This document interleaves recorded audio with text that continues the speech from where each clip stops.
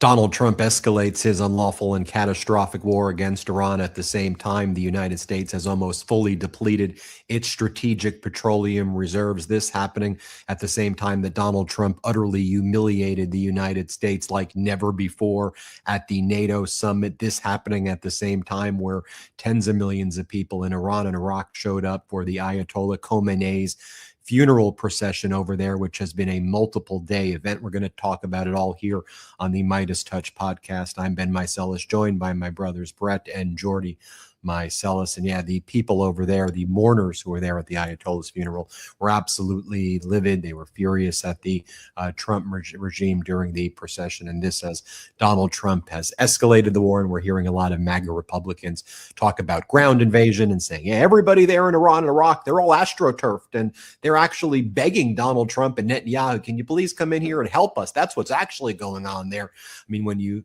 look at this and hear this dangerous, idiotic, malicious, horrific rhetoric coming from Trump regime and MAGA and others here, it's just like, really, seriously, you're doing that again. This is Donald Trump's like, Iran wants to make a deal. Yeah, I'm escalating it. They're begging me, everybody, for a deal. Come on. This is just a dangerous idiocracy, and the American people and the people of the world are the victims. Brett, Jordy, good to see you.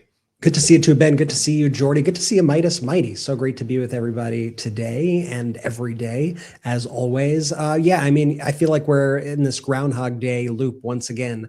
It feels like we're back in March. It feels like the same story that we've been telling over and over again. We're back in this kind of market manipulation loop, this extreme escalation of the war, probably by market close or by market open on Monday. You probably see, where they want to make a deal again. It's just this back and forth, back and forth, back and forth. And I think one of the things that Trump really has done here is he really has exposed in the clearest possible way kind of the lies and propaganda that we're being told about these wars, that we're being told about these situations. Like, during the Bush era, when we were going into Iraq and Afghanistan and stuff, they spent a lot of time selling those wars and talking about weapons of mass destruction.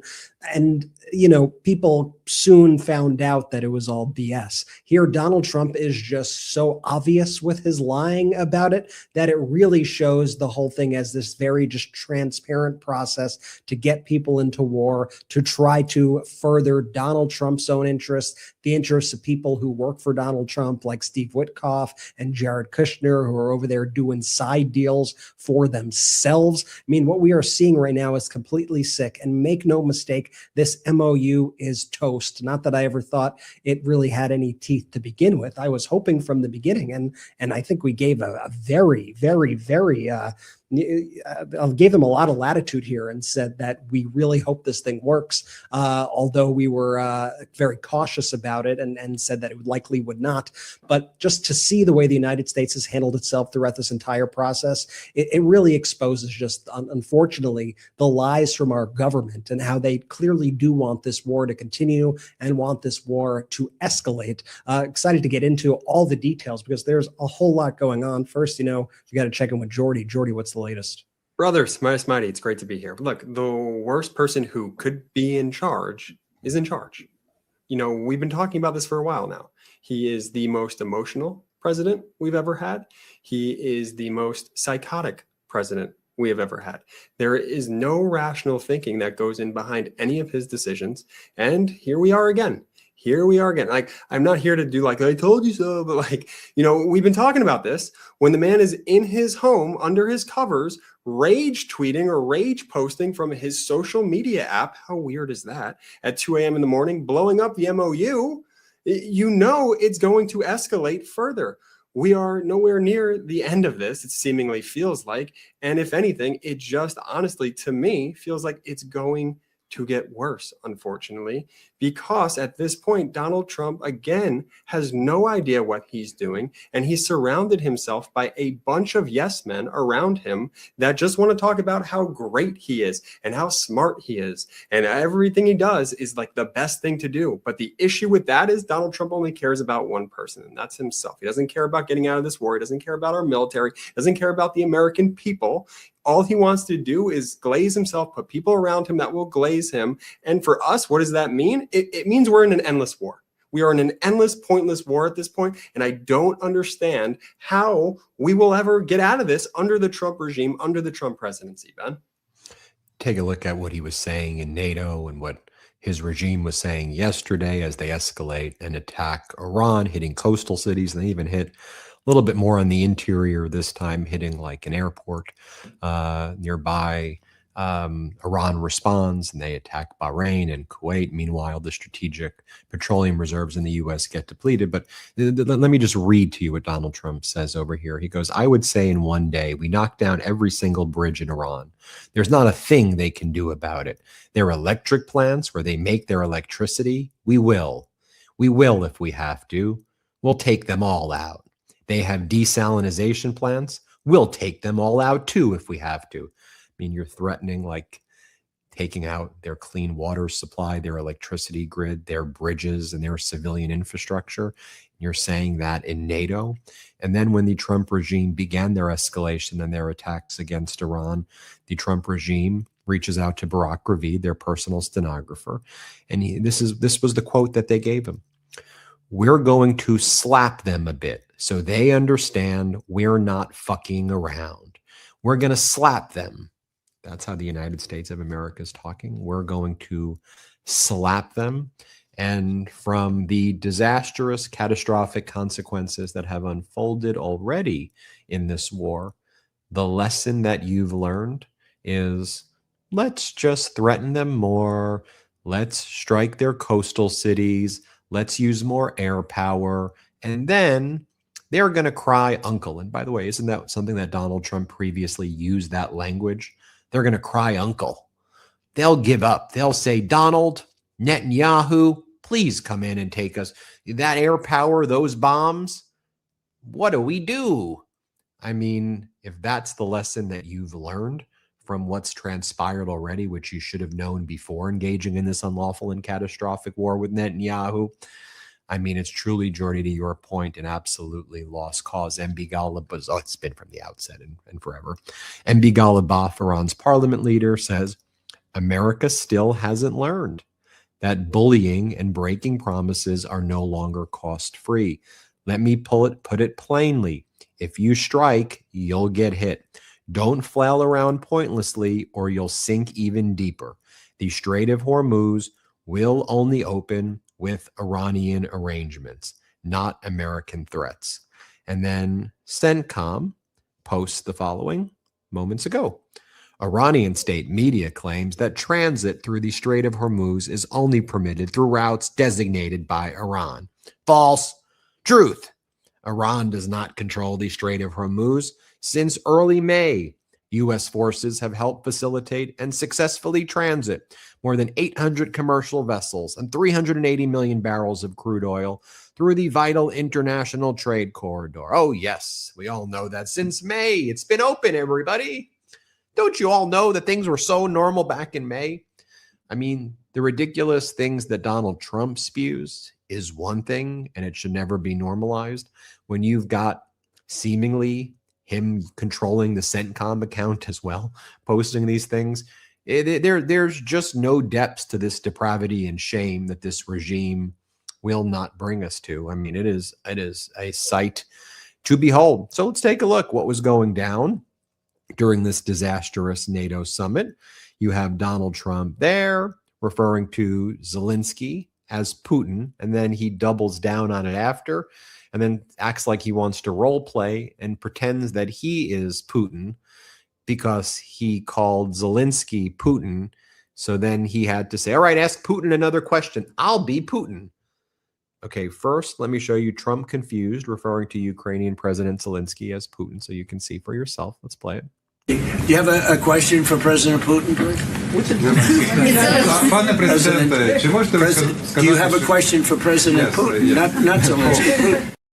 Oh, good joke there, Donald. Oh, that's a great joke. Very, very funny time to do jokes like that. And obviously he's not, it's okay. I mean, look, you can misspeak once or twice. It's all good. But then he doubles down on it and pretends that that's actually what he meant, which he thinks makes it look better to then pretend that he's role playing as Putin. I'll get to that in a moment.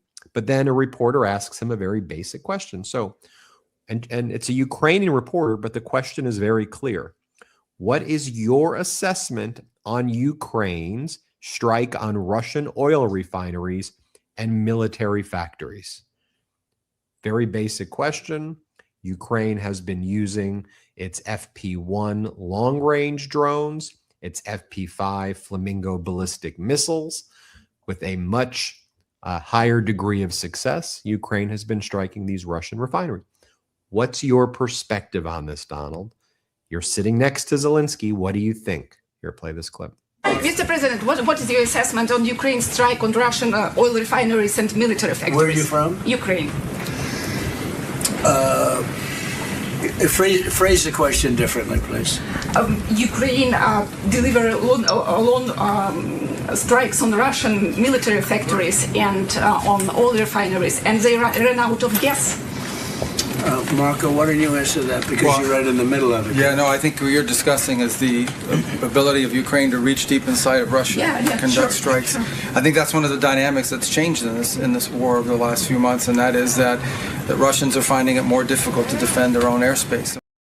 Okay. By the way, I say this not to mock, but to actually ask the question. Like, do you think Donald Trump is able to understand anything that Melania says? And I mean, it was pretty clear what the Ukrainian reporter was saying right there. I mean, her accent wasn't in any way preventing anyone from understanding that question. Not that there would be anything wrong with it. I mean, I understood what she would say. She repeated the question very clearly. He seemed to really actually struggle to even know what she was talking about. And it was very clear what the issue was. And so he just punted the question to Rubio, because what he wanted to talk about was deranged things like, and this is what he was saying at the NATO summit in Ankara, Turkey, that he would make the greatest communist in history, like Lenin. He calls Lenin Lenin, and he says it really weird.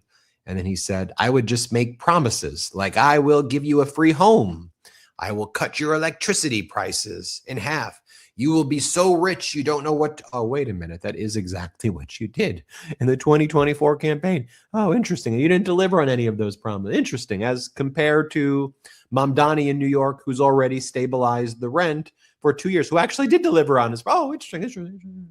Here's what he says in NATO. Here, play this clip. I mean, let me just say, though, isn't this that what they're doing right now with the with the gas stations? I was like, all of a sudden Donald Trump talks like Brett. This is what they're doing with the gas stations right now too. It's so funny that Donald Trump does everything that they try to get all up in arms about. If you look at who Donald Trump's like best friends are, they're Xi, Putin. They're all I guess people you could consider communist. I'd say the people who he's constantly praising all the time, particularly in the case of Xi. Yet Donald Trump goes out there and he's like, I could be the best communist. I'll just give you free this, free that. And then he's like, will you go to my free gas stations? Or they're not free, but they're $3.47, 47 for the 47th president of the United States, because we are actually subsidizing these gas stations to make the prices exactly what you want them to be. It's like, well, Republicans just don't have any ideology anymore, right? I mean, we've established this. You go back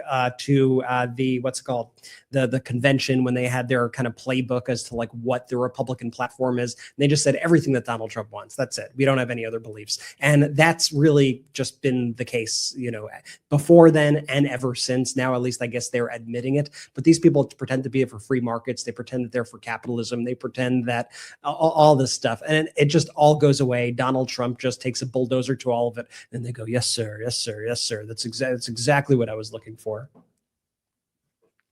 All right, I'll play the clip. Which is the clip? The one where he goes, I make the greatest communist ever. I don't think I had that. Okay, next clip.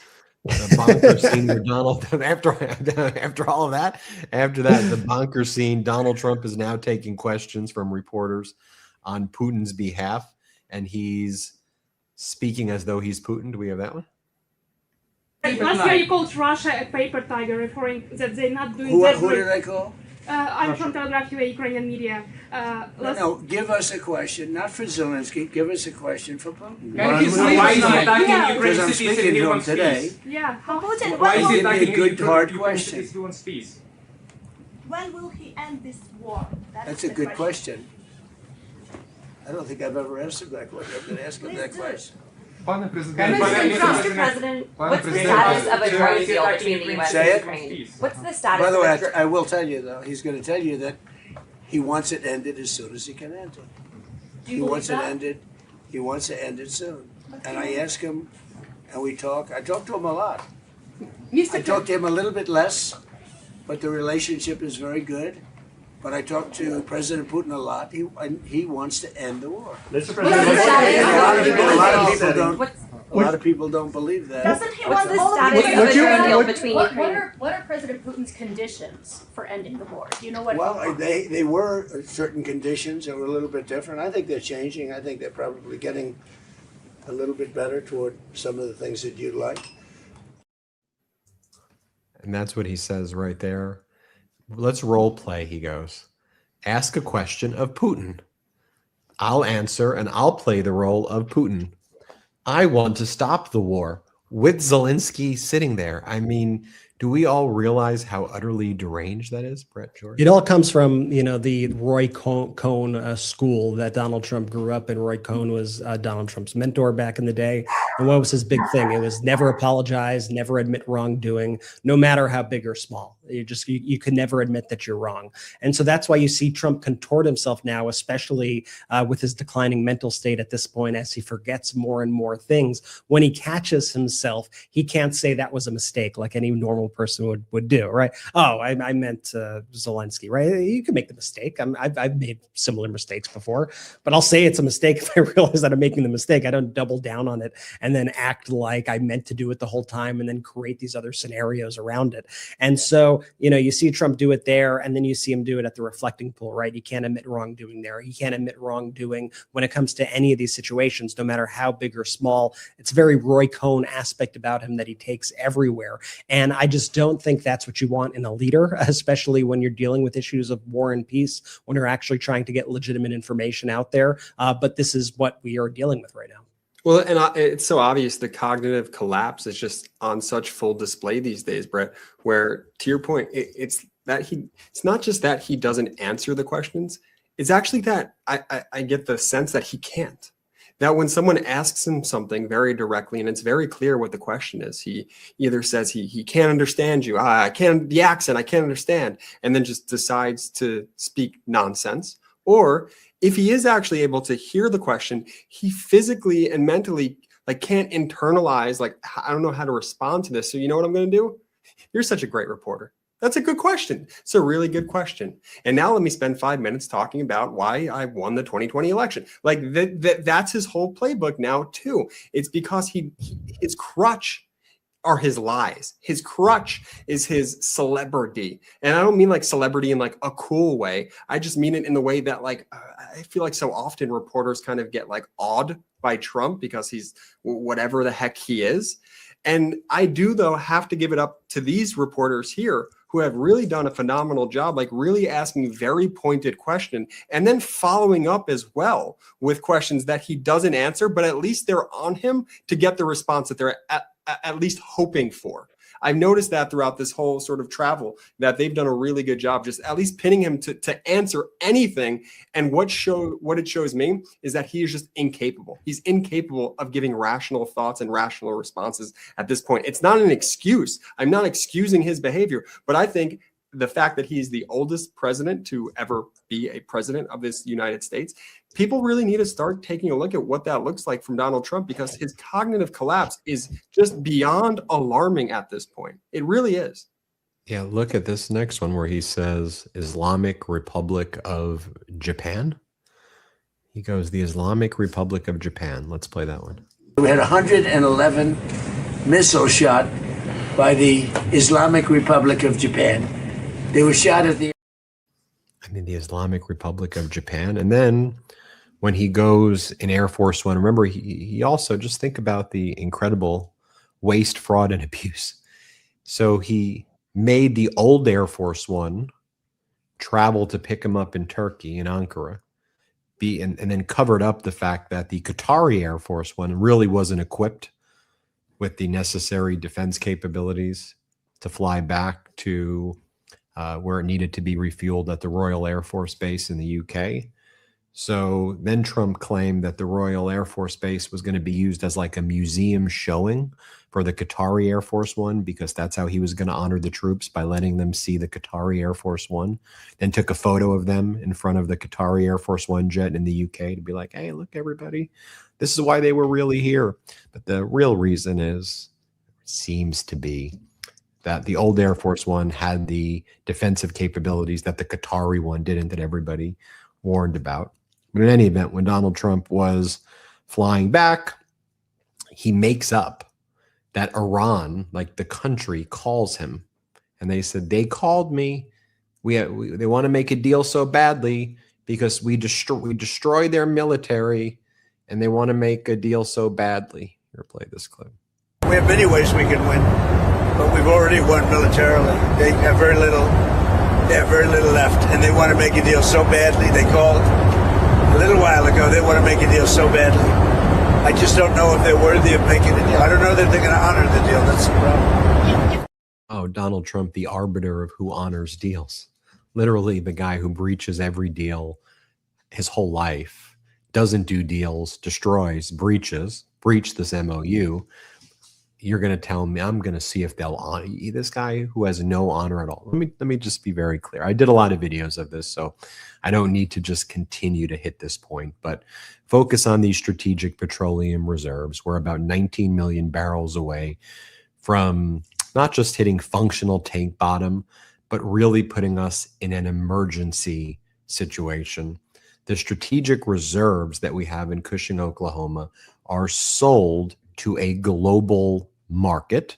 And that's part of what the Trump regime is doing, in addition to, in my opinion, engaging in a massive short selling scheme for the price of crude in order to bring down the prices of crude.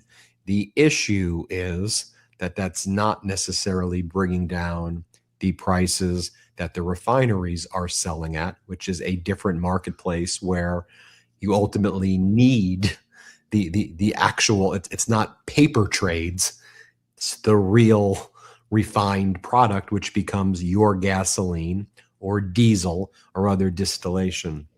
It's why it's often called a 3-2-1 crack spread, because the spread is measured as the delta between, or the difference between the price of the crude and the refinery price that they use for the 2 barrels of gas and the 1 barrel, which is either jet fuel or the diesel.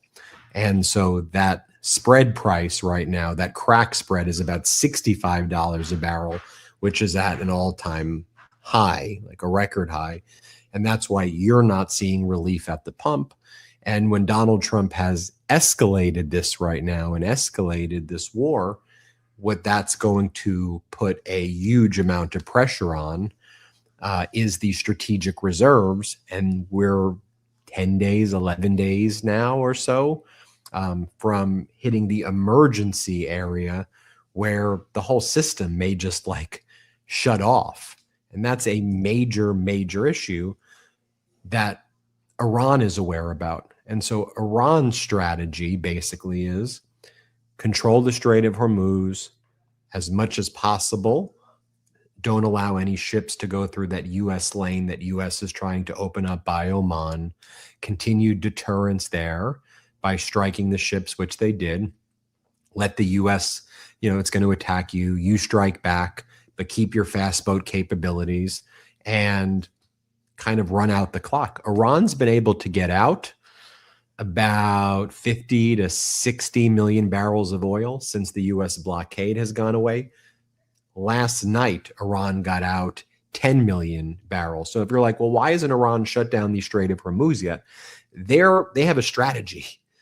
They need to get rid of about 50 million more barrels, and they have a buyer in China. And those teapot refineries in China buying them all up, and China's buying, they got a buyer, and China's involved in this strategy too. And this is being heavily coordinated. Foreign minister, they know what they're doing. And so they're pushing it out, which, let's be clear, in Iran, it's not like Iran's like making it, it's not like they're like their people are like thriving financially. And we'll talk about this, Brett and Jordy, when we come right back.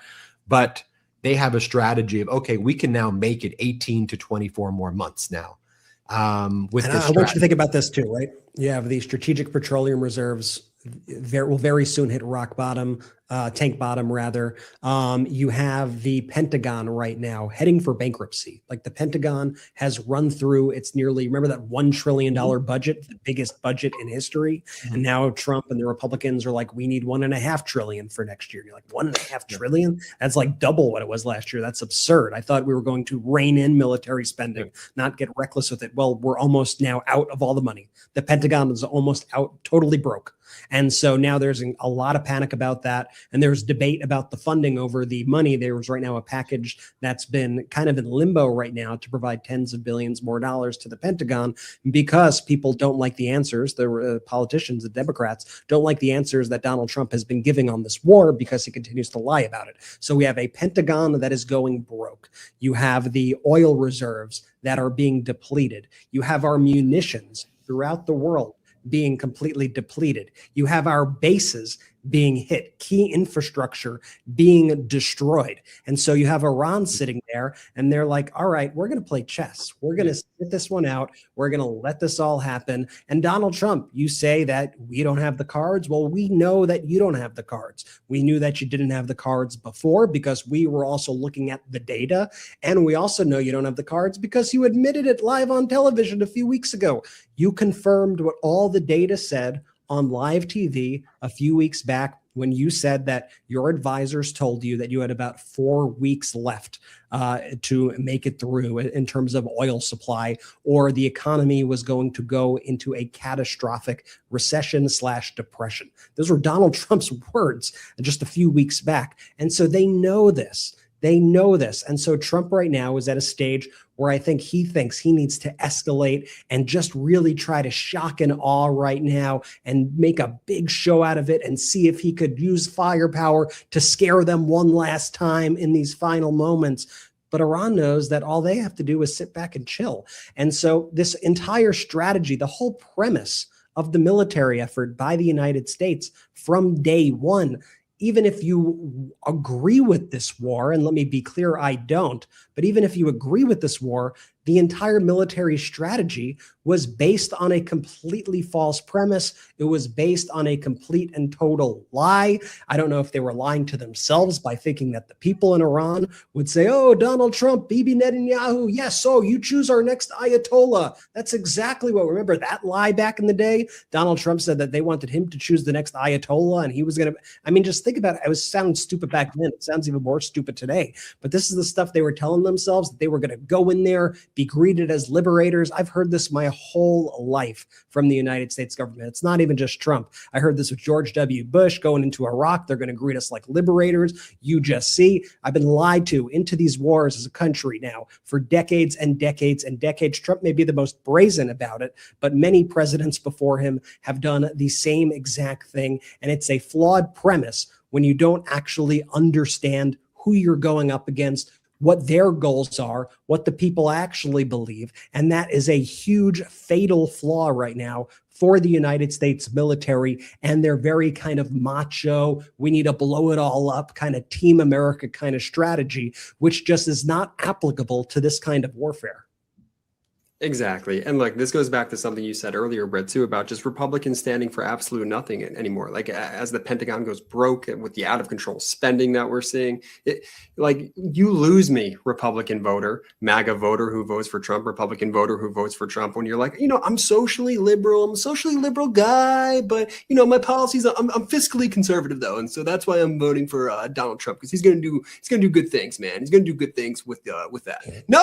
No, they're all lying. No, you're a liar. You wanted to vote for Trump because you wanted the ICE raids, right? That's why you don't like the Mexicans. Get out of the country. That's why you voted for him. Just be man enough and stand up and say that's why. I wouldn't respect you for saying that. I think it's a horrendous thing, but at least you're being honest at that point. Don't give me the fiscally conservative. So no, you're not. No, you're not, because time after time the Republican Party has showed us exactly who they are. They are warmongers. They are just imploding budgets left and right. They have no fiscal conservative financial bone in their body.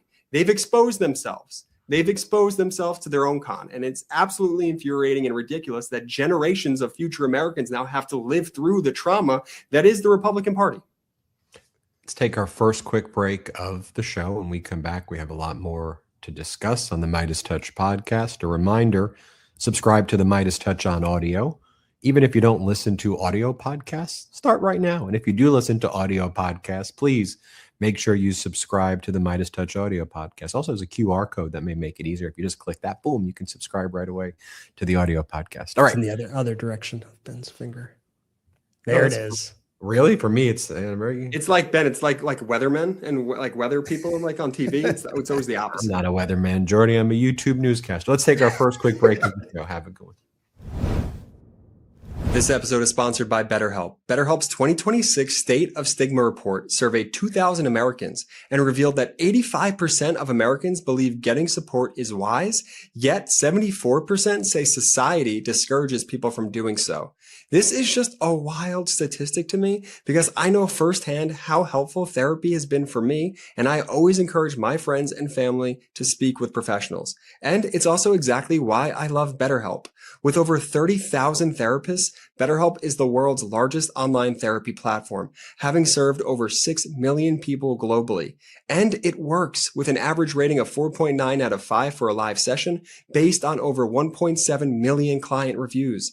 BetterHelp therapists work according to a strict code of conduct and are fully licensed in the US. BetterHelp does the initial matching work for you so you can focus on your therapy goals. A short questionnaire helps identify your needs and preferences, and their 12 plus years of experience and industry-leading match fulfillment rate means that BetterHelp typically gets it right the first time. If you aren't happy with your match, switch to a different therapist at any time from their tailored recommendations. Don't let stigma stand in the way of support. Start therapy with BetterHelp. Sign up and get 10% off at betterhelp.com/Meidas. That's betterhelp.com/Meidas. The moment you notice something's off in the bedroom, it tends to stick with you, and most guys sit on it longer than they should. HIMS makes it simple to actually do something about it with real treatment options 100% online.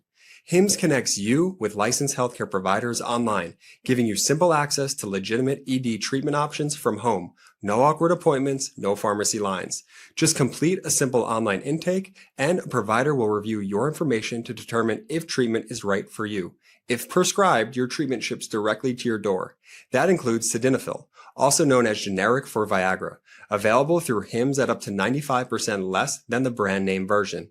And if that option isn't right for you, there are additional treatment options available, so you can find what works best for your body. It's straightforward, transparent, and designed to make getting care feel easy. To get simple online access to personalized, affordable care for ED, hair loss, and more, visit hims.com/Meidas.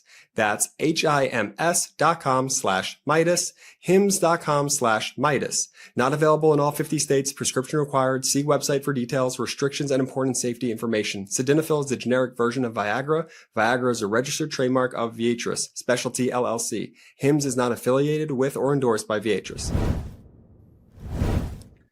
Let's go. Shout out to our sponsors. Links in description of both the YouTube and the audio. Use the links, use the codes. If there's an exit survey, let them know we sent you. Benji, where to next? Yeah, I mean, I just think that this is why it's important to have competence, to be transparent with the American people, to reflect what the strategy is. It's why we're supposed to have a system of checks and balances. And it's appalling that Congress just doesn't work. And it's a concerted effort too, I believe, with Trump and MAGA Mike to basically just keep the House out of session for as long as possible and not do its job. We should be talking every day about war powers resolutions. Congress should be zealously guarding its Article 1 authority in order to stop this unlawful and catastrophic war right now. And they're not even showing up. And yeah, Ben, you mean that in the literal sense? Like they don't work. Congress doesn't work. They don't show up to work. You know, I don't know the stat to be exactly 100% correct, but if you're looking at it side by side, days that they've taken off versus days that they've been in office, I'd bet that they've not worked more than they've worked this year. That's why it's so offensive, Jordy, when I got to give a hat tip to Pablo Manriquez, our DC bureau reporter who, is on the ground getting the Capitol Hill interviews. And he got that wild clip of Representative Troy Nehls from Texas, Republican congressman who's retiring. Apparently he's got like an evil twin brother who's going to run for the same seat. And so there's going to be a guy who looks exactly like him.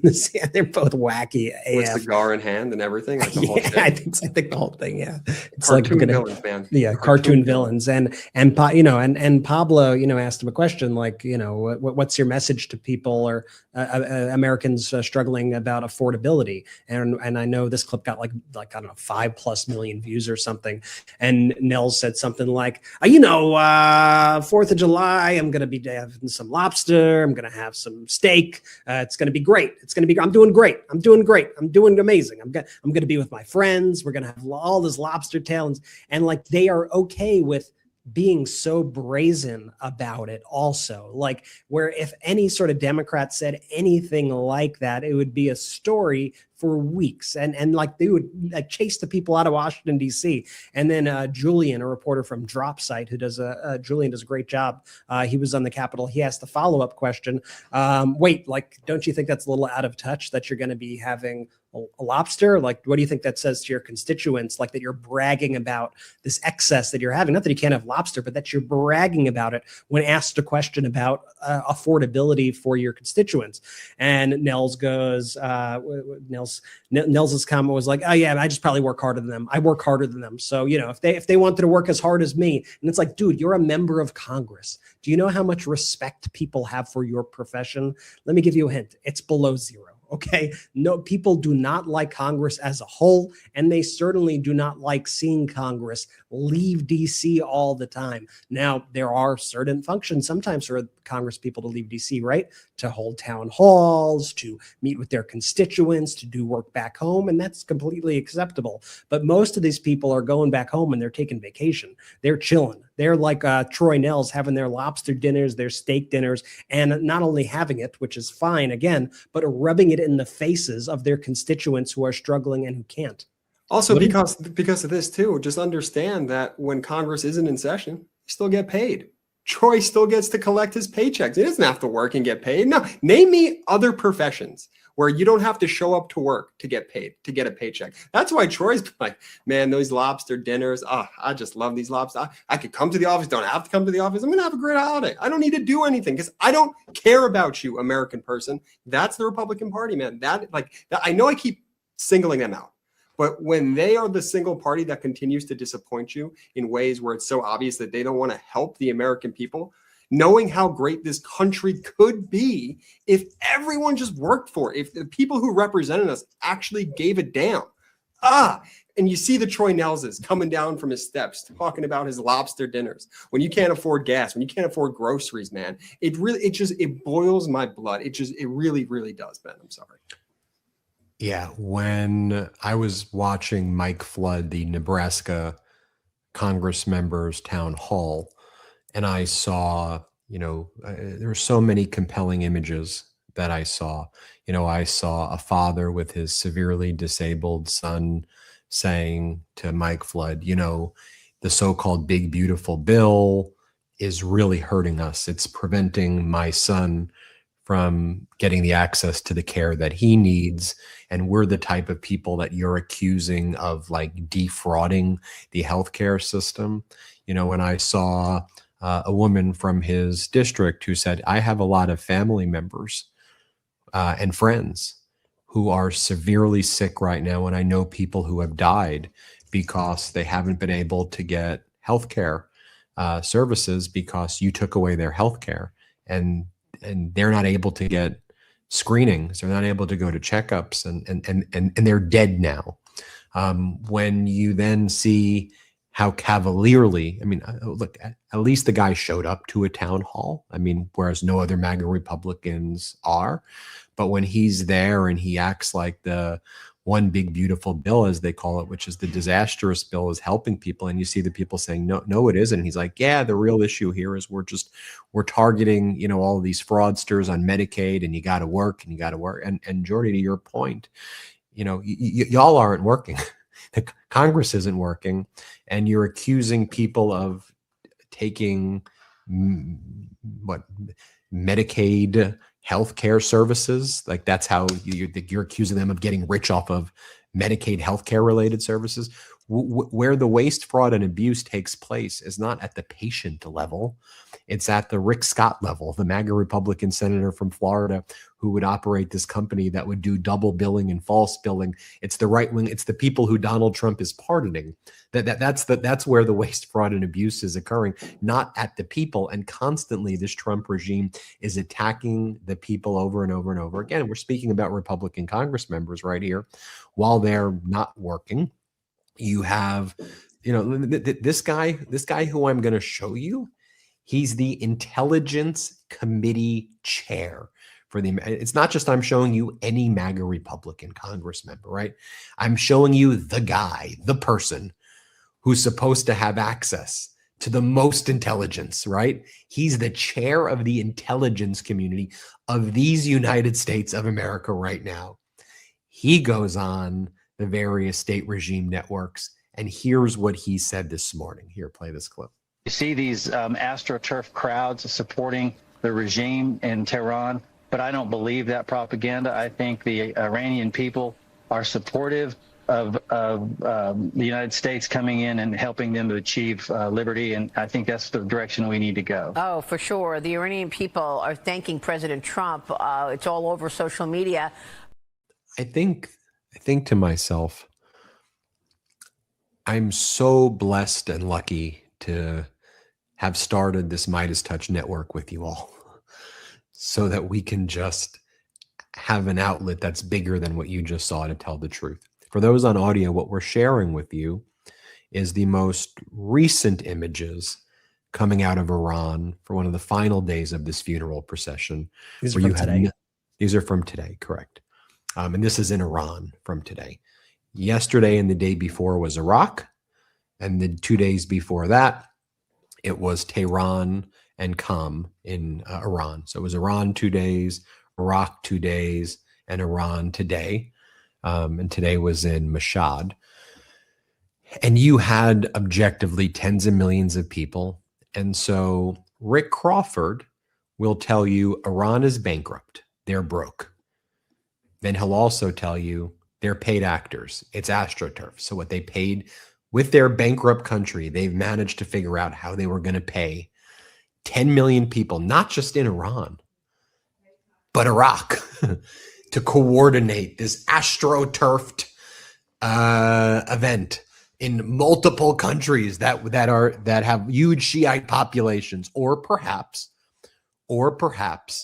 the Ayatollah is basically like the equivalent of the Pope for the Shiite community, a political and spiritual leader for the Shiite community.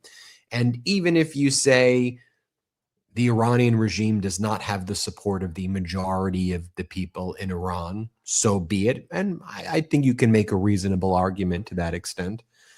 The support and the strong support of a substantial portion of the population, and this is, I think, an undisputed fact, is very evident. And if anything, the behavior by people like Rick Crawford, Trump, MAGAs, and have brought people closer to the regime, to the Ayatollah, to the IRGC, to the leadership structure in not the Islamic Republic of Japan, but the Islamic Republic of Iran, than ever before. And so when you have the head of the intelligence community say that, after all of the data that this was some astroturf thing right now, you go, wow, these people are either, and it's probably both, the most malicious and heinous liars or the biggest idiots. And regardless, you get the same outcome, which is catastrophic for us, because these people are saying, they're still to this day, July, we'll be greeted like heroes if we just show up. They want Trump. They want Netanyahu. They don't.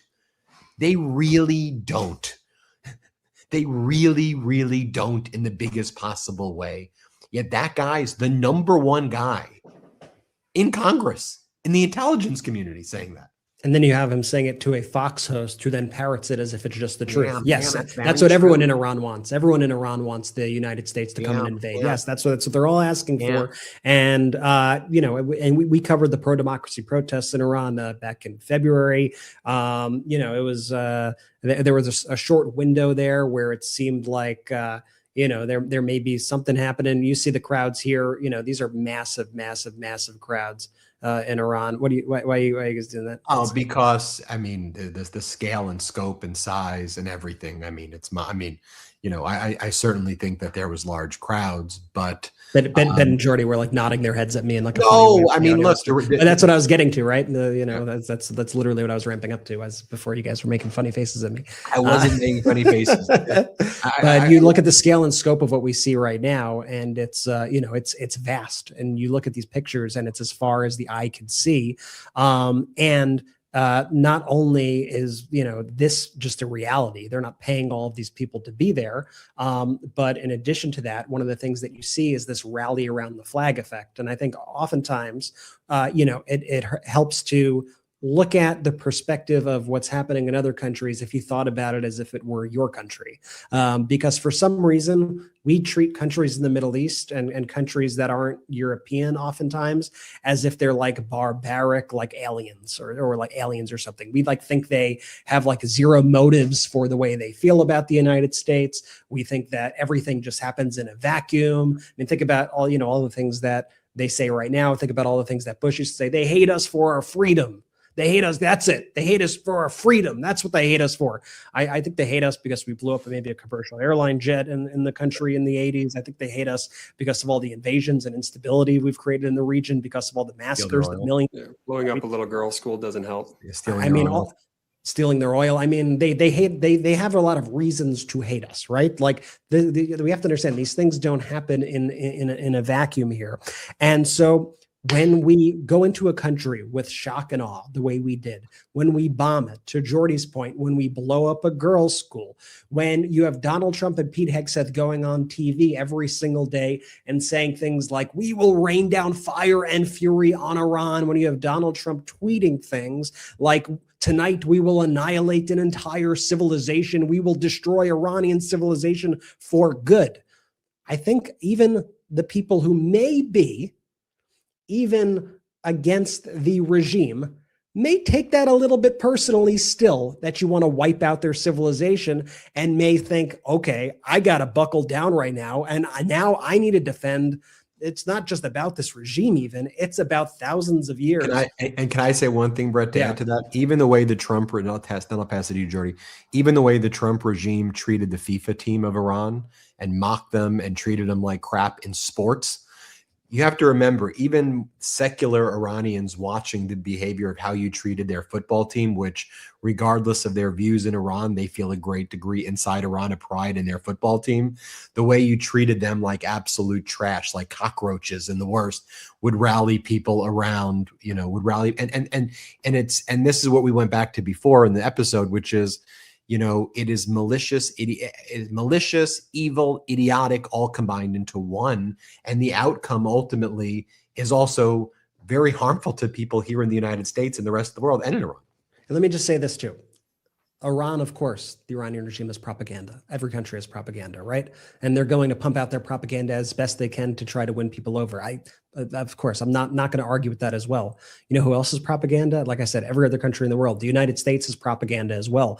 But I got to say, we've been really freaking bad at it, like as bad as could be with the propaganda. Because if from the beginning of this war, if we truly wanted to win over the hearts and minds of the Iranian people, you would not have Donald Trump and Pete Hegseth going out there threatening to blow up entire civilizations. You would not have them out there threatening to kill people. They would actually be saying opposite things. They would be saying things to appeal to the Iranian people, to appeal to people who might oppose the regime, to try to actually build a movement that could overthrow the regime. But I know when people say, when we give these other perspectives, you occasionally get a comment like, how could you, are you doing pro-Iran regime? No, I'm just telling you what's going on here, okay? And this is just what's happening. If the United States actually wanted to do something here, they could have done something more intelligent. You know, I obviously don't support this war at all. We shouldn't be there. But if they were going to go through with this, maybe, like, I don't know, consult somebody who knows a modicum about the country, about the region, somebody who knows what actually appeals to the Iranian people, something that you think could actually get through to the Iranian people and inspire people. And let me tell you, I assure you, it is not Bibi Netanyahu and Donald Trump showing up on their television saying, I'm here to help you, and then blowing up a girls' school the next day,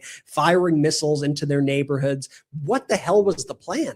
What is the plan? There is no plan. And it's just the dumbest people running things that are doing it in the most malicious ways. And it just goes to show you, like, if that's the guy, Ben, who you just played, who's like in the top position in our intelligence community, those are the people that are making decisions about this still. And then you wonder why we're losing the war. You wonder why we're getting totally outmaneuvered when it comes to either warfare or information warfare, propaganda. It's because we have these idiots who refuse to acknowledge just basic facts because they want to pump their chest and say, go America, USA, USA, when it's a lot deeper and more complex than that. My genuine worry with where we are right now in this war with Donald Trump and his just full-on dementia-addled brain that we see continue to take shape here is we're going to get to a point very soon that there's no coming back from. I think Donald Trump is getting frustrated with where we're at in this war, that he is losing and he knows he's losing, no matter how many times he wants to say that he's winning. And my fear is knowing the malignant narcissist that is Donald Trump, that knowing that he wants to put his fingerprints on literally everything. Think Golden Arch, think Reflecting Pool, think anything that Donald Trump has ever done with his life, putting his name on everything.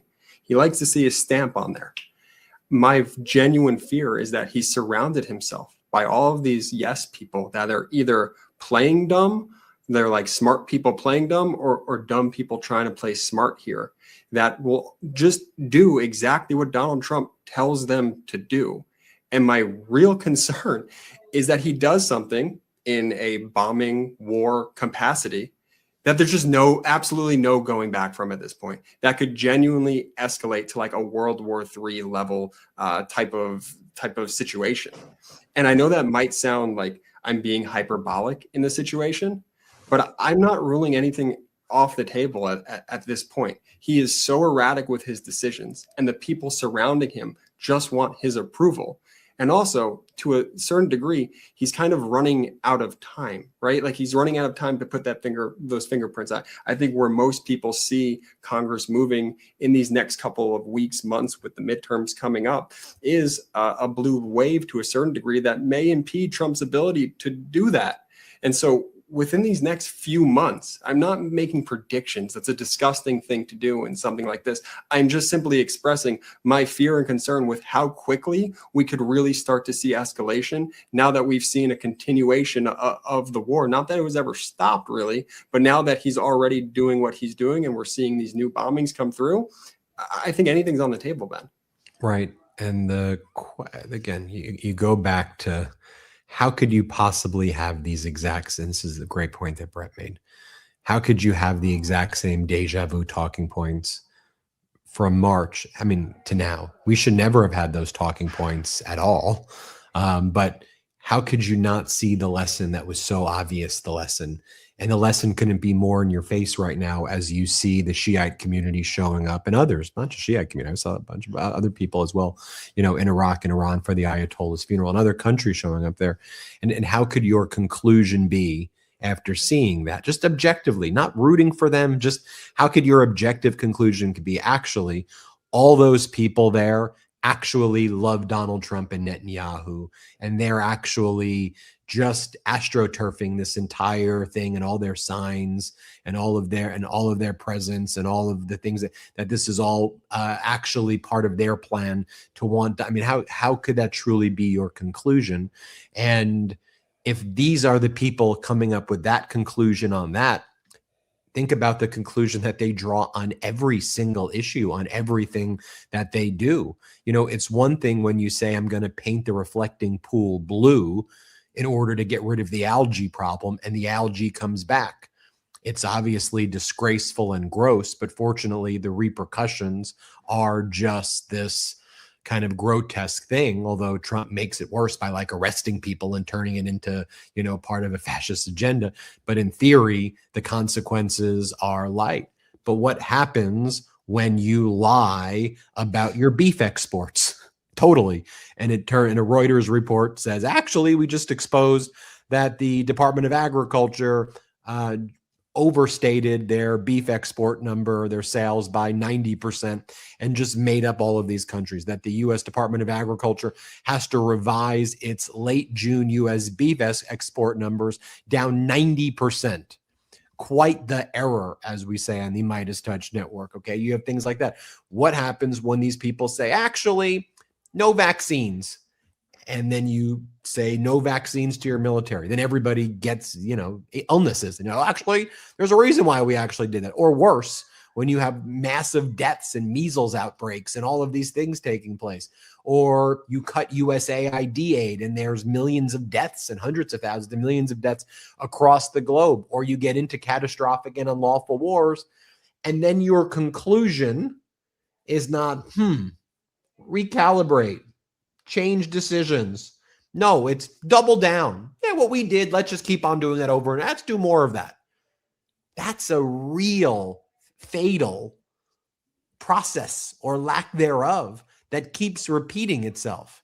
Let's take our last quick break of the show. When we come back, we still got a lot to discuss. I want to talk about what some of these people were doing on the international stage, what we saw over there.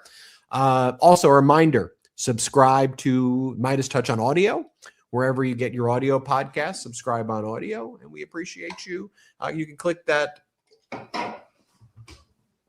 Can't click it. Good job. Ben's on my side, it's right there. For the audio listeners, there's a QR code on the screen. There's a QR code. Scan to check it Ben, out. I understand what you're going for, by the way. Brett is on that side to me, and you're on that side. So sometimes I'm looking your Brett's right on this side to me. Yeah, I know. I get it. I get why it's confusing. Wow. This whole thing's been a whole big revelation. Wow.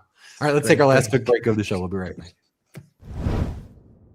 True self-reliance starts with taking control of your own health. Armra Colostrum is nature's original solution. Colostrum is packed with over 400 bioactive nutrients that fortify gut health and strengthen immune health to build resilience at the cellular level. Because when you invest in your health, you invest in your ability to show up, think clearly, and stay in control no matter what life throws your way. Today's environment is filled with toxins, processed foods, modern stressors, and immune disruptors. Nourish your microbiome and strengthen your barriers to support your immune health. Armra Colostrum is your secret to feeling strong, vibrant, and confident again. Not seeing results with your current routine? Colostrum is packed with 400 plus bioactive nutrients that work like a blueprint for your body, promoting your cells' natural renewal processes to support skin, hair, gut health, metabolism, immune health, lean muscle, and whole body vitality. Strengthen your gut integrity and support healthy fat metabolism to empower your body with the blueprint to revitalize health from the inside out. We've worked out a special offer for my audience. Receive 30% off your first subscription order. Go to armra.com/Meidas or enter Meidas to get 30% off your first subscription order.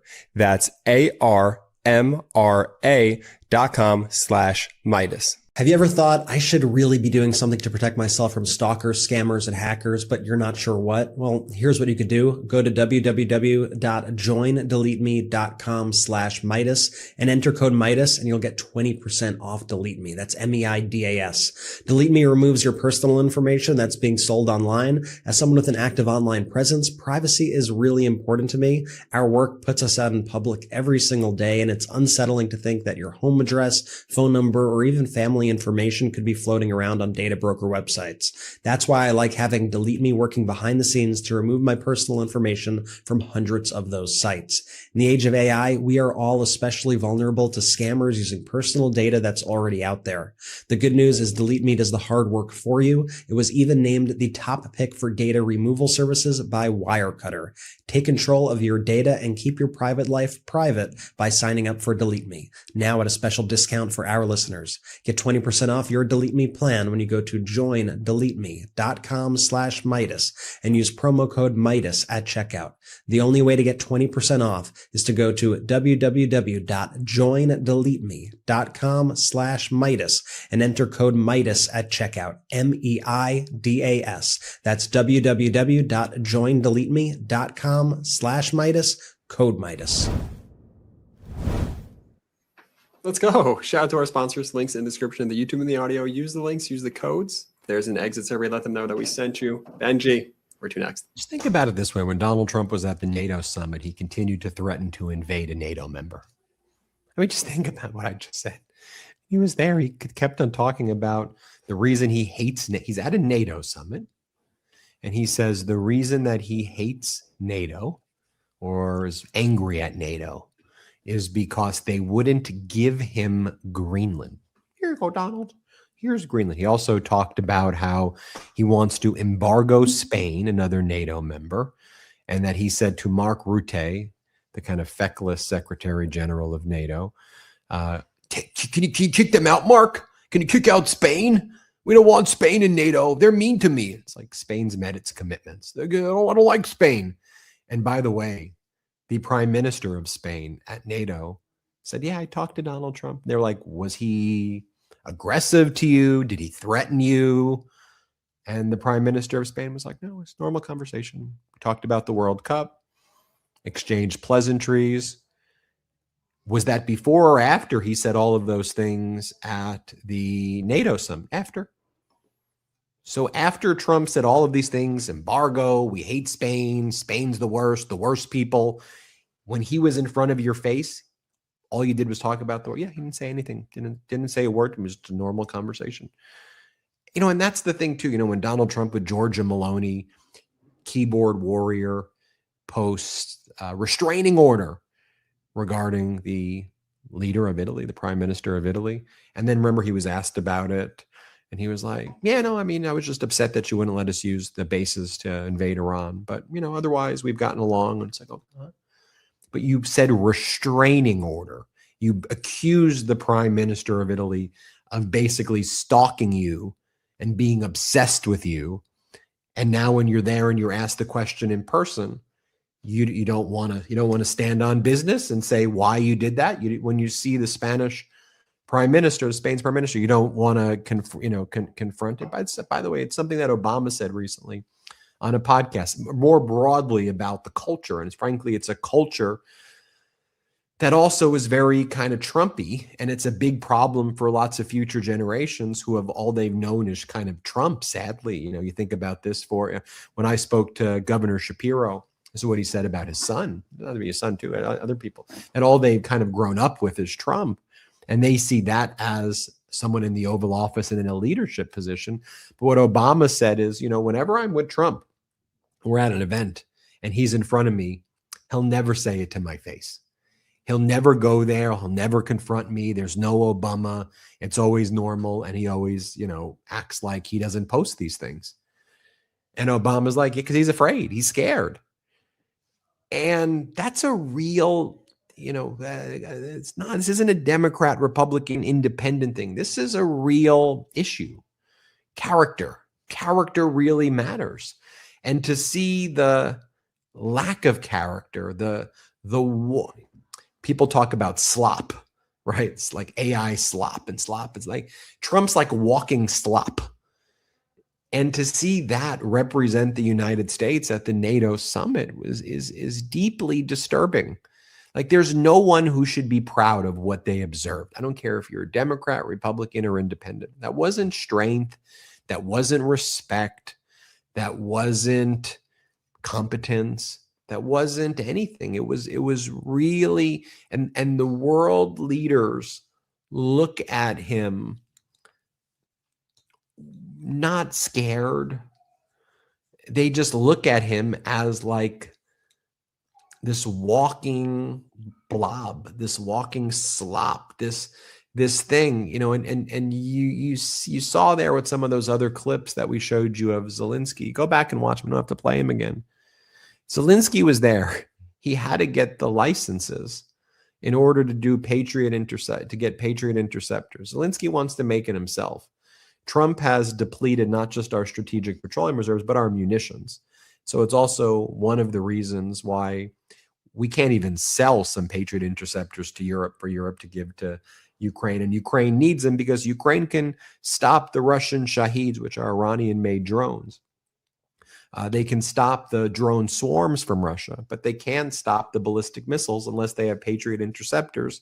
And the Trump regime says they've run out. It's also, I think, a maliciousness of withholding the interceptors. But I do think that we've depleted our munitions for Patriot interceptors that were given to Netanyahu and that were given to Middle East countries and moved all over the place, and that we've used in the region as well, in the Middle East with the catastrophic war. But so like Zelensky's like, all right, just get through this, get the license. You need the license. Just say license. I'm doing this for my, you know, and it's that, you know, I mean, not despise, maybe it's a strong word. The behavior of Mark Rutte, the Secretary General of NATO, and how he treats Trump. And it's, you know, yes, sir. Oh, you are very good. You're a very strong man. Yes, you are, Donald. Yes. Oh, everybody loves you. Yes, yes, yes. Oh, do you want, we call it the Trump trillions. Yes, Donald. Yes. Like, it truly makes me want to puke to watch that behavior. But I bet you if you were to, and I'm not trying to be a Mark Rutte apologist, but I bet you if you were to ask him behind the scenes, he would say, yeah, I know what I'm doing. I am going so, he's doing it so over the top also that it almost feels like a parody when you watch it because it's so embarrassing. Oh, yes, Donald. And they'll be like, oh, like they'll say it in front of, like, while Trump's there, like, well, what do you make of him, you know, saying this, that, and the other? But it's good. Oh, yeah. Well, look, the level of strength of this man. Have you seen how strong this is a specimen to behold? And we've never had someone, and you watch it and you're like, oh my God, this Rutte guy's like deranged. I bet you if you speak to him very, very privately, he goes, look, Zelensky's getting the license. You know, Ukraine hasn't fallen yet, and everybody was expecting that it would. We've got to drag this on 2 more years. I literally treat the guy like a toddler. Isn't it obvious how I treat the guy? You know, with the charts and the this and the that. And again, I do not want to apologize for it, because when I actually think if you stood up to Trump with strength, you'd get a better outcome, and you would be, you know, and you would stand on business. And frankly, I think it's but I bet you that's, but so you watch that, and then Trump's like, oh, I like you, Mark, but I don't like Spain. They're mean to me. And then you have Prime Minister of Denmark, Mette Frederiksen. Here's what she says when she was asked, kind of a tough question, but Trump's threatening to like invade one of the territories that are part of the kingdom. Like, are you ready to go to war? Like, what's going on there? Like that's happening at NATO. Here, play this clip. Denmark ready to militarily defend Greenland? An extraordinary premise, but is it ready to militarily defend Greenland if there is an attack from any party? We are ready to defend every inch of NATO, including our own territory. But one of the reasons why we have built NATO many, many years ago is if anything happens to one of us, then everybody should stand up for each other. I mean, Article 5 is our insurance. It goes for the eastern flank right now with the hybrid war coming in from Russia. It goes for US when they were attacked 9/11. And the same goes for Greenland if anything happens in our direction. Now I'll just say this, and I'll toss it to you, Brett and Jordy. Like, when I see her speak, when I see Prime Minister Carney speak, when I see Friedrich Merz speak, when I see Starmer speak, when I see Macron speak, when I see the Australian Prime Minister speak, when I see, a lot of these world leaders, when I see a lot of these world leaders speak, even when I see Georgia Maloney speak, who's a far right politician, whether it's, Albanese, in Australia, left wing, left center, or whether it's Georgia Maloney, who I probably disagree with a lot of our views, or whether it's Mette Fredriksson, or whether it is Ulf Christofsson, or whether I at least see, adults, grown-ups, dignified Spanish prime minister, speaking. And then I see, the United States. I don't like him, Mark Rutte. I don't like him. I don't like him. I don't like you. Affordability. It's a hoax. It's a hoax. It's a hoax. Lenin. And I'm just like, gross. Just gross. It's they're so confident in their stupidity as well, which I think is like the overriding trait. They go around not only just in the United States, but around the world, making utter buffoons of themselves, even when they are just objectively wrong, which is most of the time. And they've trained the kind of MAGA people also to just be so confidently wrong. And then they like spike the football when they don't understand anything about American history, simple facts, anything. This is the Dunning-Kruger effect, as they call it, on steroids. And this made its way to MeidasTouch, actually, when the White House yesterday tried to attack MeidasTouch, the ultimate display of the Dunning-Kruger effect, which it was just genuinely very funny to our entire MeidasTouch team, because we're like, what are they even talking about? What are these people doing? They didn't make any sense. It backfired so badly at them. They made such utter fools of themselves. And now there are articles clowning the White House for trying to come at MeidasTouch. And all the comments in their comment section now are all people basically making fun of them. And I'll just guide you through this quickly because I found it, entertaining. And I want to show you some of the attention, that we're getting from this regime. And so what happened was our editor Asen, who many of you know probably from posting clips on various social media platforms, Asen does a great job. And he does things like, Asen will just post things like not inflammatory, not putting his own spin on it. He just posts what happens or what people say. Okay. And so he posted this video of JD Vance. He was somehow unironically holding an event on fraud, getting the fraudsters, even though all the fraudsters are in the White House and are people pardoned by Trump. And Asen wrote, Vance pointing to a picture obscured by light. And Vance says, look at this woman. And so what Vance was doing is he was trying to show one of the fraudsters the Trump regime got, and he was pointing to a sign that was just totally, there was a glare on the sign from the light. There was a reflection, a glare on the sign. And so people watching it on the stream were unable to see what Vance was showing. Now, instead of being normal human beings and, not commenting at all or understanding how glare works and how light works, the White House decided to attack Asen for this post. This is how big of snowflakes this White House is. And so the White House writes the following, and just think about how deranged this is. If I wrote this, I'd be like, check me into a mental institution, because this is a weird thing to say. The White House responds to Asen's very innocuous post, just explaining what's going on, from the rapid response account, official taxpayer funded account. And they say, your dumb ass is shielding a criminal who stole $2.4 million in taxpayer-funded benefits meant to help at-risk pregnant women and women with young kids. She's spending the next decade in federal prison thanks to this administration's relentless work to end the fraud. You dumbass. You dumbass. They say to Asen, of all people, it's like the nicest guy ever, too.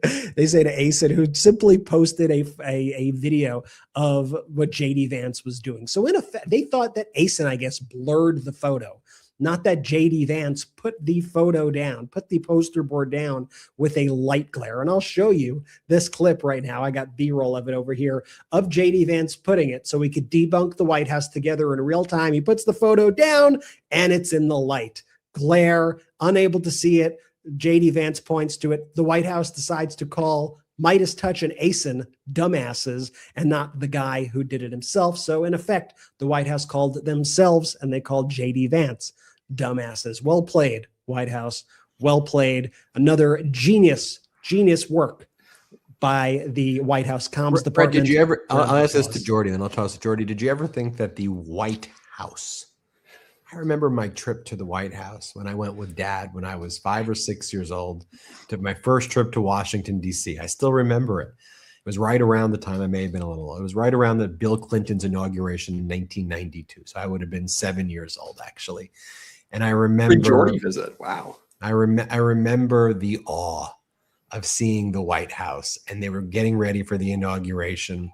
And I remember we bought a White House salt shaker that I always had in my room. It was this little White House salt shaker. Dad got it for me at like one of those stores right there. And I don't know if that's what led me to end up going to Georgetown or have this, always have this soft spot for DC, but the White House, the show, The West Wing, and now the White House is saying, "You dumbass MeidasTouch, you dumbass." How is that where we are? Used to binge The West Wing, Ben, before binging TV shows was like common. I remember the cassette was not a cassette, VHSs in your VHS before Jordy's time. The VHS. It may have been DVDs. It may have been. They were DVDs. I was trying to age you up a little bit. That's my biggest fear too. For the future generations, like we all have kids as the brothers. We all have kids. I have another child on the way. Super excited about that. Spoiler alert. Our standing as a country, it used to mean something. At least it used to feel like it meant something. It used to feel like we had respectable leaders that wouldn't make fools of us on a world global stage. Honestly, it did. Say what you want about any single president that has led up to this moment. Everyone has had their fair share of gaffes and things like that. But at the end of the day, what really it felt like was, for the most part, the presidents that we've had in this country tried to put the people first, or at least try to better the standing of the United States in a world view. Donald Trump and the Trump regime, they could care less. They do not care about this country. In my opinion, they hate this country, actually. They are the most anti-American administration that we've, quite frankly, ever had. And now we're in this sort of like bizarro world where we're going to have future generations grow up into that are going to have a White House responding to them as "you dumbasses, you dumbasses." Like the White House and their branches and their offices, it used to mean something. Like it just used to be dignified. At least they tried to pretend it was dignified. And now what we see here is just an utter embarrassment day in and day out. The United States is in embarrassment right now under the Trump regime because they act like children.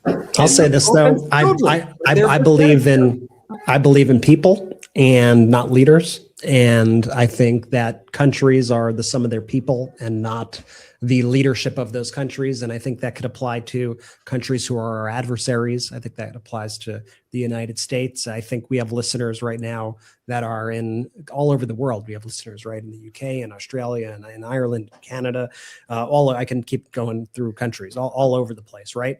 And I think they understand that there is a lot of good in this country. And I think even as I was saying in the last episode, seeing folks come here for the World Cup, as horribly as a lot of people were treated by the Trump regime, them getting to see the people in this country and them getting to see quirky, funny things about the United States of America. I think that's what really makes America special. But here's the thing, the country special. Let me finish. I think that's what makes the country special. And that's what I think people would take away from, right? And as we go through this world and work towards a kind of world without this virulent Trump strain, which will, I think, always exist in some form. I think that people will see that, and that the good of this country will show, just like, we see the good in so many countries around the world, and that we'll be able to, maybe not get back to the stature that America maybe once was viewed at. But I think that, I think that people understand that we're not our leaders the same way we understand that they are not their leaders. Absolutely. But we can't get complacent. right? We can't just expect that our world standing is going to just be fixed once Trump is out of office, once there's a new administration that takes over. Like, there's a lot of legwork that's going to have to be done in order to rebuild our standing in the world and really, try and just get this stank that is MAGA off of this country once and for all. Benji. I want to thank everybody for watching this episode. We covered a lot of ground. We'll continue our breaking news coverage throughout the day. So make sure you keep on checking back on our YouTube channel. Also, we post those breaking news on our podcast feed as well, our audio feed. So make sure you subscribe to the MeidasTouch audio feed. It really helps the growth of this network. And I often get asked, what can we do to help the MeidasTouch network? Well, it's free to subscribe to the MeidasTouch audio podcast. Even if you don't think you're going to listen on audio, you never know. And I think you will like the audio experience also. So please subscribe there, leave a 5-star review on the audio. That helps the network grow a lot, and it's free to do it. Thank you, everybody, for watching. Of course, I'll be with you throughout the next days and weekend. But on behalf of the MeidasTouch Podcast, we want to wish you all a great weekend. We're going to keep on fighting for you every step of the way. We appreciate you, and we'll see you next time. Jordy, take it away. Shout out to the Midas Mighty.